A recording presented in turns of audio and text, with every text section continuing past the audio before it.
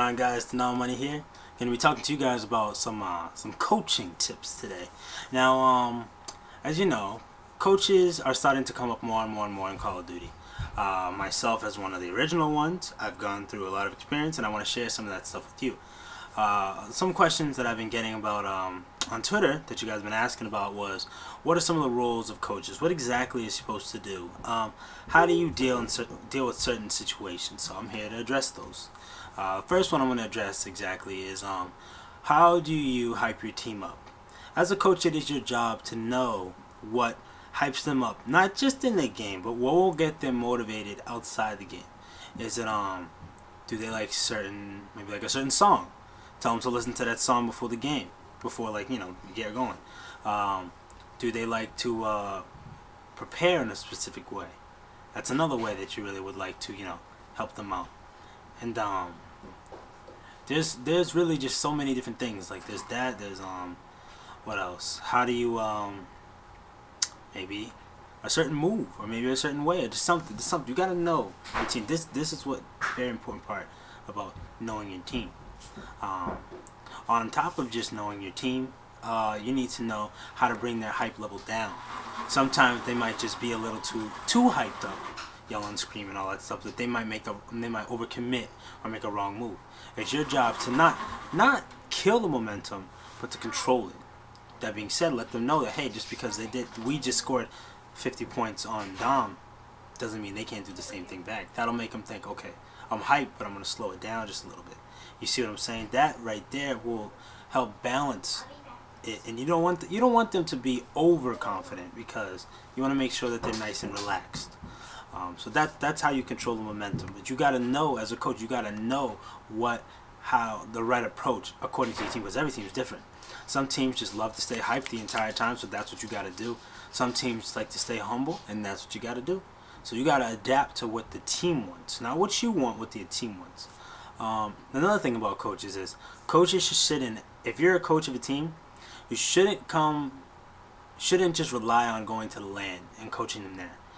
To be honest, the method that I'm using now, that I took from StarCraft myself, is I feel like I should be able to coach you guys so much now, and we should be able to prepare with so much communication every single night, that if I don't go to the LAN, it doesn't make a difference, because my team is prepared. As a coach, it's your job to make sure that they're prepared. Because one thing we notice, guys, is a lot of coaches, I feel as if they feel like they're cheerleaders. They're just there to help you out at the LAN. That's not the case. To be a T1 coach, like Mr. X per se, myself, super high up coaches, the best way to do it, even Hastro, best way to do it, you got to prepare them all the time. Let them know what's going on. Let them know who they're practicing, and scout and see and analyze. A whole lot of analysis, a whole lot of film needs to be watched. A lot of times when my team plays, I record the film, and then after the practice is done, I go back and I watch it and I review it and I break it down.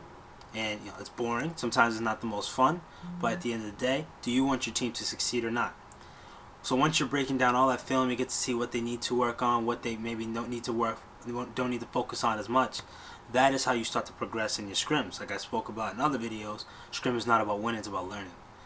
So as a coach, that is another job that the coach has. Another job that a coach has is, what are other teams doing? What are the top teams doing?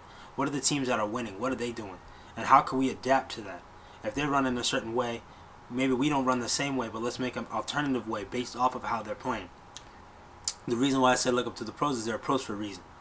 It's not because they've just been doing this a long time and they're blowing you out.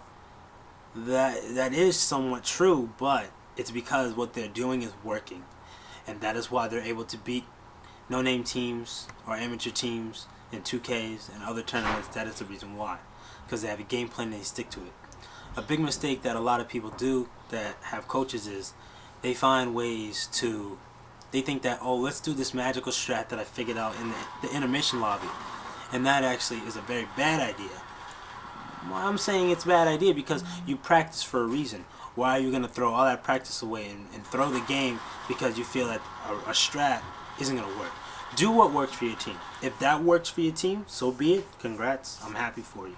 If it doesn't work for your team, make sure you just find a way to just stick to the game plan, stick to what works, and that's how you should have been able to develop that while you were practicing all those nights online. So that's another big role for coaches. Another thing that coaches need to be known about is, big decisions.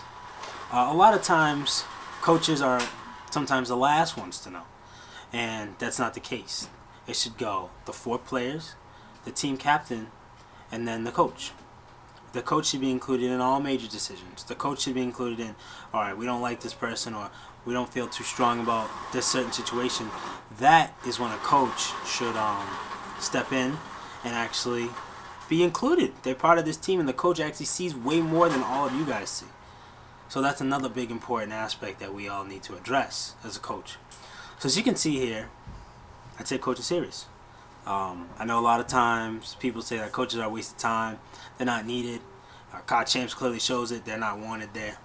It's not that, guys. What it is it's not about the land. It's about how you prepared for the land. It's not about how hard the test is. It's about how hard did you study for it. How many times did you go back and get that extra help? How many times did you actually go back and review the film and see, did we do it right? I know this is going good, but can we increase the percentage of it being successful?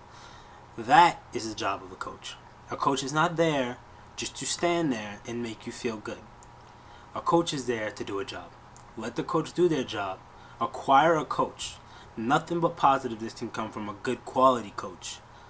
If you want to try out a coach, try him out. See how he does. Does he take too much control? Does he not speak up enough? But I'm telling you from experience, any team that has a coach will succeed better than if they didn't have a coach.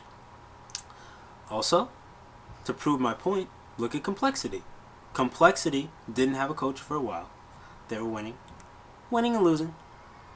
They acquired a coach, Mr. X, and now they haven't lost a single major LAN event since.